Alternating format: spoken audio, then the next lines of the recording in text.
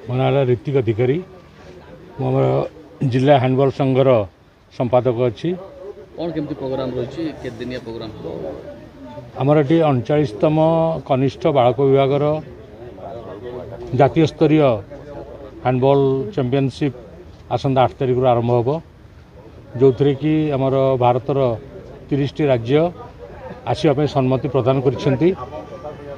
ଆଉ 1980 ମସିହାରେ ଆମର ଏଠି 4th junior boys and girls national ହେଇଥିଲା।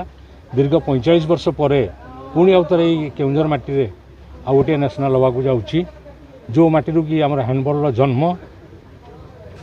ଆଉ ସେତେବେଳେ ତ ପଡ଼ିଆ ନଥିଲା, ମାଟି ପଡ଼ିଆରେ ଖେଳ ହେଉଥିଲା, କିନ୍ତୁ ବର୍ତ୍ତମାନ ଲାଇଟ୍ ସିନ୍ଥେଟିକ୍ ଗ୍ରାଉଣ୍ଡ ଏଥିରେ ଖେଳିକିରି ପିଲାମାନେ ଆହୁରି ଉତ୍ସାହ ପାଇବେ ବୋଲି ମୋର ଆଶା।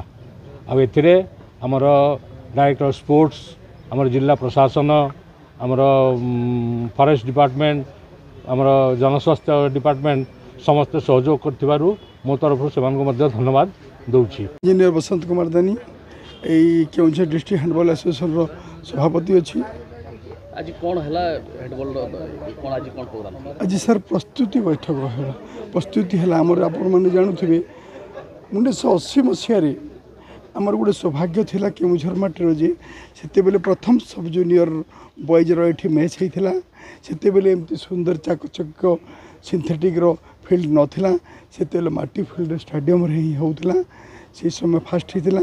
ଆଜି 46 ବର୍ଷ ପରେ 39ତମ ଯେଉଁ ଅଛି ଆମର ସବ୍ ଜୁନିୟର ବଏଜ୍ ମାନଙ୍କର ନ୍ୟାସନାଲ୍ ଖେଳଟା ହ୍ୟାଣ୍ଡବଲ୍ର ଏ ବର୍ଷ ପୁଣି ସୌଭାଗ୍ୟବଶତଃ ଓଡ଼ିଶା ପାଇଛି।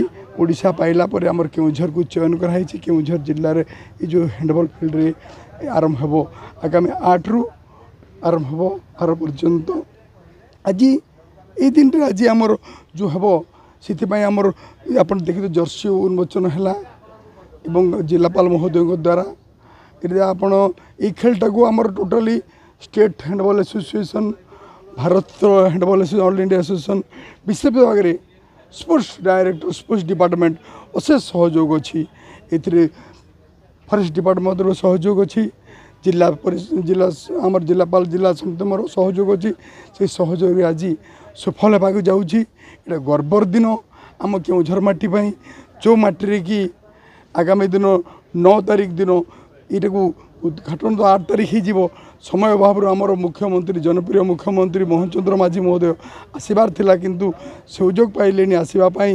ତେଣୁ ସେ 9 ତାରିଖ ଆସୁଛନ୍ତି ଏବଂ ପିଲାଙ୍କ ସହିତ ଏ ଯେଉଁ ଓଡ଼ିଶା ସାରା ଭାରତରୁ 30ଟା ରାଜ୍ୟରୁ ଖେଳାଳି ଯେଉଁ ଆସିବେ, ସେ ଖେଳାଳିମାନଙ୍କୁ ସେ ଉତ୍ସାହିତ କରିବେ, ସମସ୍ତେ ମିଶିବେ, ଏଭଳି ଏହାର ସୂଚନା ଆମକୁ ମିଳିଛି।